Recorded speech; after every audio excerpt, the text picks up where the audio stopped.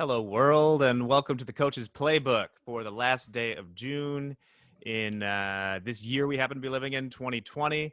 And since it's the end of the first half of the year, we thought we'd kind of talk about what we're expecting to come in H2, as we say in the biz. But first, it's always H2 in business. First, to launch off from that point, though, we thought we would talk about some of the specialty things that happen at the end of a quarter or end of a half, specifically rebalancing and how that can affect some of the markets that you might be trading. So to start off the conversation, because he said that he had something to say about it, is we'll throw it over to JD. JD, how you doing? Welcome. Great. Thanks, guys. Thanks for having me again. Yeah, just for anybody that isn't really familiar, doesn't watch the end of month, end of quarter, end of year rebalances. In its simplest form, are rebalances when investors reevaluate their portfolios to realign with how they want to shift things around, if they see opportunities elsewhere, how to change things up and sort of reweight their assets. They might move stocks to other sectors, such as bonds or other commodities, or just basically change how they're weighting by sector.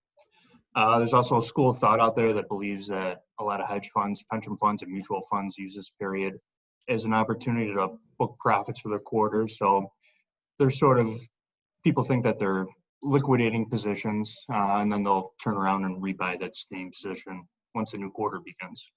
And like I said, these don't just occur quarterly, they happen monthly, yearly, even mid-month rebalances are pretty popular. But quarterly and yearly are definitely more significant for long-term investors to look at. Yeah, the reason that I think that this particular quarter rebalancing has got a lot of talk in some of the financial media is because you tend to see the most rebalancing when there's a giant shift in the relative performance of asset classes. So the example that gets thrown around a lot is that a lot of pension funds and other things like that tend to be targeting a 60-40 balance between equities and bonds. So in the last quarter, stocks got hammered, bonds ripped higher. So they had to adjust their portfolio quite a bit. And now this quarter was the largest increase in the S&P since when? Does anyone know? Ever? I can tell Something you close to it. Nasdaq. I can tell you Nasdaq right now. This is it's on track. Obviously, the day's not over. It is on track for the best quarter since Q4 of 2001. Yeah, 2001, a great time to jump into the Nasdaq. 2 decades later. Yeah. That being said, but the thought is because they rebalanced 3 months ago, obviously stocks have far outperformed bonds. So if you started 60-40 then, you're at some percentage much higher. So I've seen estimates, I don't know if this was from Goldman or other places, that maybe 180 billion would be sold. Now, the thing is, it's important to be aware of these things because you should be aware as much as you can of anything going on in the markets are trading, but this isn't some golden bullet, like don't go in there on the last day of the quarter being like, there's 180 billion sell coming in, I'm going to short this. And as you see today, that would be the wrong idea.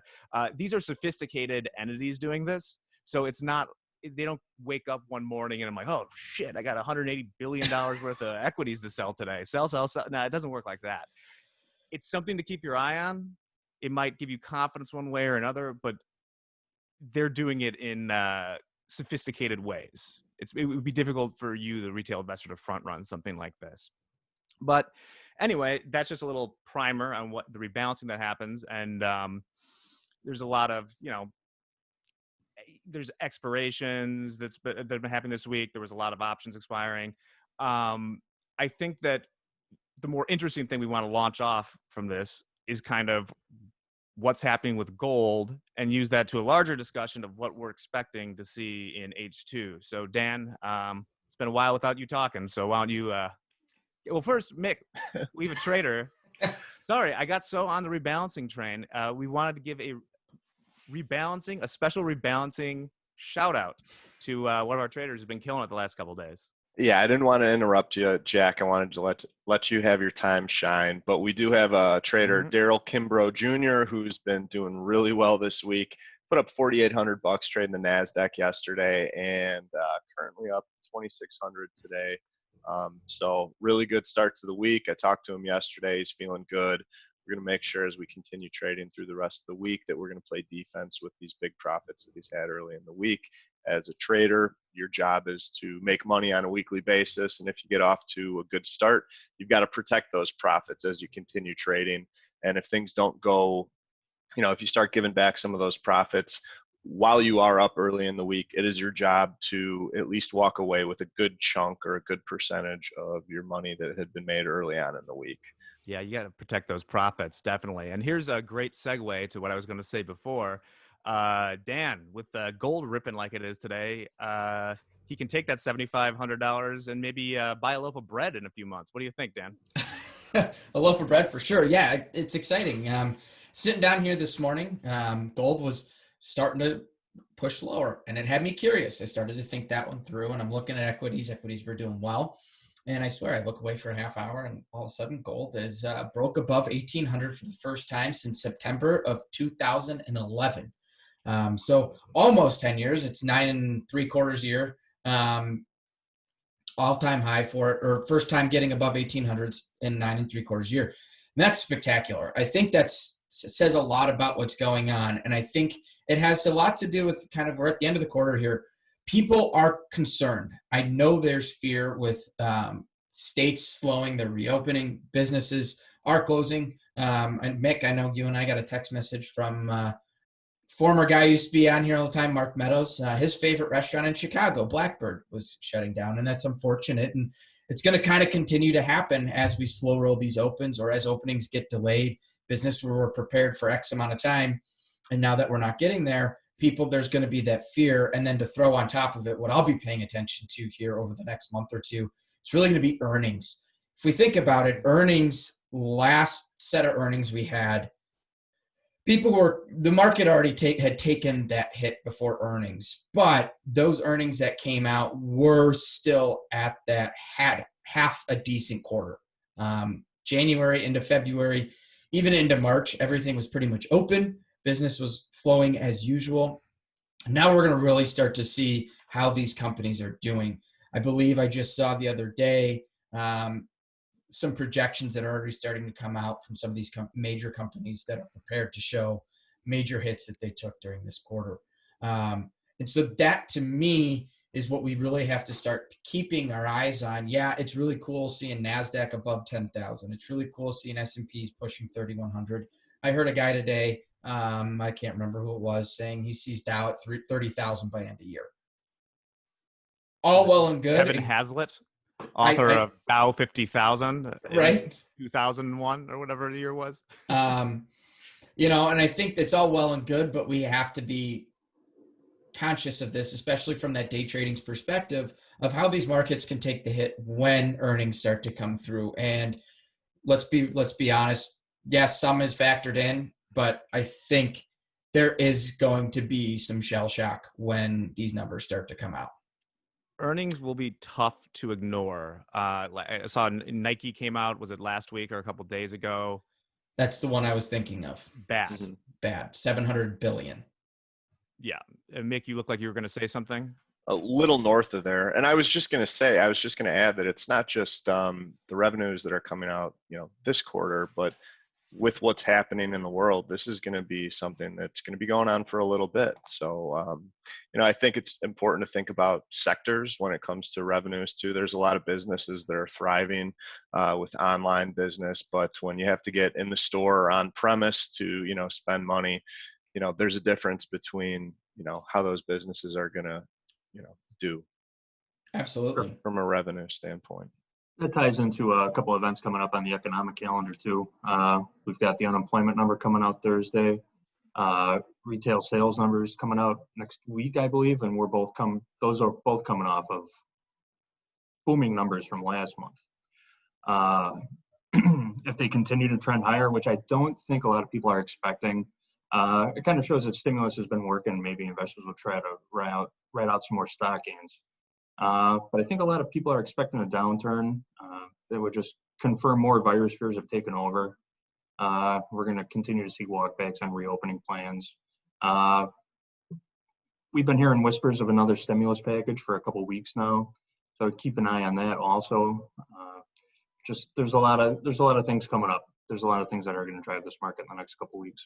JD, you mentioned there when we talk about sort of the main things, if we're outlining, obviously, if we knew what the markets were going to do in H2, oh, my light just went out there. That's not a good sign. You guys can still see me. My wife was doing a podcast the other night and didn't recharge it, so that's just life. Anyway, I was going to say, as we look, we obviously don't know what's going to happen, or else instead of doing this, I'd just be doing it, and we'd be making tons of money. But Right. we already know what some of the catalysts will be. Dan, you hit on the first one with earnings, where that's going to be sort of where rubber meets the road. And JD, you hit on the stimulus one, because I think an important date or area to look at is the U.S. stimulus. A lot of it ends at the end of July 31st. And I am hesitant to pay too much, like Chicago PMI was terrible today. It's like some of those, harder non-retail numbers. And like, when I look at these retail numbers, yeah, they're really good. A lot of people are getting checks right now. I'd be more interested in those after July to confirm that. So that's sort of the second catalyst going on there. Does anyone see anything else coming up that they kind of, oh yeah, obviously the election, that's sort of a big one as well. Mm-hmm. Everybody's thinking about that right now. Without a doubt. And I think there's been some interesting things. Obviously, we mentioned it. We're rolling back on this whole reopening of the country. The first time this happened, it was a shocker to a lot of people. And I think right now you're going to see a lot more pushback against that. I think people are kind of at that point where, hey, the first time, okay, it was fine. It got to a little bit of a point where you started to see some unrest over it. Now that we're kind of pushing back towards that, you just saw EU this morning banned all U.S. flights into the EU. How's that going to affect things? What's that going to affect worldwide? How is that going to affect these economies around the world? As I sit here today, I have so many concerns about where these markets can go, how they're going to get there. And, I have a fear with how high these markets are that another tumble could be right around the corner. And we have to be ready for something like that. I'm worried specifically more about almost the slow grind. Yeah, the VIX is still above 30 and has been for a long time now. But I don't think, unless something really unforeseen happens, we'll see that panic selling in March is really a product of like no one knew it was going to happen. I mean, what were you pricing in at that point? Millions dead, like the collapse of the banking industry. Everything was on the table when you were seeing those like circuit breaker after circuit breaker. That was fear and uncertainty at its finest. It is. I worry like we've never seen before. No, that was the most. It wasn't the largest collapse, but it was the most, volatile collapse ever, the quickest collapse. Now I'd be more worried about, especially when we start talking about things like earnings and more practical things where we're not talking about just utter disaster, is a grinding downward, because that can be a tough environment to trade in. Oh, I couldn't agree more. That's where, I have these concerns and I keep thinking about it. And the one thing I sit here and think is we have a benefit of, retail day trading, that each day you can come in and kind of reassess, readjust. And I think, this second half, this H2, as we say in the biz, is going to be really a time for us to focus on money management. Where do we stand today? How can I grow this? Set aside biases, because I think we're going to start to see a lot happening. This H2 is big. You mentioned it: elections, earnings, economic numbers. I wasn't even at that point yet, and I'm thinking about it now. Unemployment. What unemployment, can that take a hit now? Is that going to go back higher because we're stopping this whole reopen? We're seeing it in businesses here in Wisconsin, which has been open for a while. They're shutting back down. Those employees are trying to go back on unemployment. Is that number going to go back and spike again? Mm-hmm. One thing I want to talk about is I think it was actually the first Coach's Playbook segment that we did while we were in quarantine, after we all left the office and started working from home. We were talking about trading these markets, and something we normally don't talk about all that often is stocks and investing, because we have day traders here that are speculating, which is very different than investing. And we had talked about a number of different ways to invest in the longer term, and how, buying, a stock index or just equities on pullbacks for the long haul was a good thing to do. Aside of us doing these recorded videos, we all had conversations about certain, companies that we liked, that we were, buying a little bit here, buying a little bit there. And recently I've had some conversations with people that, we've had a really good rebound back up, that's for sure. And anybody that was able to, invest a little bit back then as we were making new lows, or at or around the lows, or as we started turning back up, I've spoken to a couple people that are saying, hey, that was a really good move. I'm not looking to exit everything that I've gotten into, but I'm going to take a little bit off the table because of that uncertainty. And that's, just circling back, that's not a bad thing. You're never going to go broke paying yourself. It's not bad to lighten up on positions when you're right. If you did have a high time frame that was more than just a few months in mind, I'm not saying, exit your trades. You put it on for a reason, and you got in on with companies at a discount. But something you could do if you are worried is lighten up a little bit. You don't need to exit everything. You don't need to take half off. But if you have been getting paid and you're a little uncertain of what's going to happen in the future, near-term future, or a year from now, that might be near-term for some investors. For me, it is. But it's okay to peel off and take some profits off the table. We're talking about rebalancing here. You could take profits from some things that have done well, and move into some things that have been distressed or haven't had the same rebounds, but you still believe in. That's a great point, Mick. I just as a public service announcement too, just always pay attention to what your tax consequences are to doing stuff like that. Not that you shouldn't lighten up a little bit, but you got to pay the man at the end of the day. Yeah. They pushed it back to July, but obviously you wouldn't have to do that. That's the next year, but certain accounts are better, for longer term investing. If you have a Roth IRA and you can use that, then, no tax consequences, although you're not going to be able to touch that money for a long time, but you can put it to work elsewhere, with other investments during the time into retirement. Yeah. And I think I'd be hesitant in general to, I won't tell you what to do, people out there, but maybe don't day trade your Roth IRA account. It's not what it's there for. Just a Great thought. advice. Great advice. Yeah. Not what it's there for. Occasional pearls of wisdom here. Well, we're coming up on 15 minutes here. Do you want to talk a little bit about gold, or do you want to cut it here? I'd like to just take a poll when it comes, because I think gold, obviously, we clipped 1,800. We're not above it, I don't think, at this second. Last I looked, we were a couple bucks below. Let me just double check. Verifying. Oh, no, we're back above it. 18,060 cents. I'd like to I always enjoy just taking the random poll. For those of you out there, if you follow our Instagram, we did post a poll on Instagram. If not, make sure you check us out, Top Step Trader or Top Step Instagram page. We posted a poll. Does gold continue to the upside, or does it break and start to crumble on us? I think there's potential for it to keep going higher. I want to hear your guys' thoughts. I'll go next. I don't like getting in the face of things that are trending. We're trending higher, so certainly don't think it's going to crumble. Might not push higher, but I don't short things that are making new contract highs. That's for sure. Right.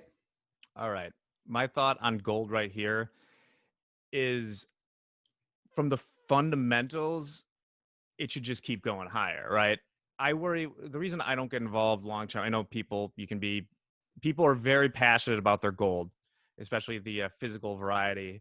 I worry more about, I love the fundamentals of it right now, because it seems that there's just going to be more and more money pumped into the system if anything starts going down, and I feel like that has to materialize eventually in it.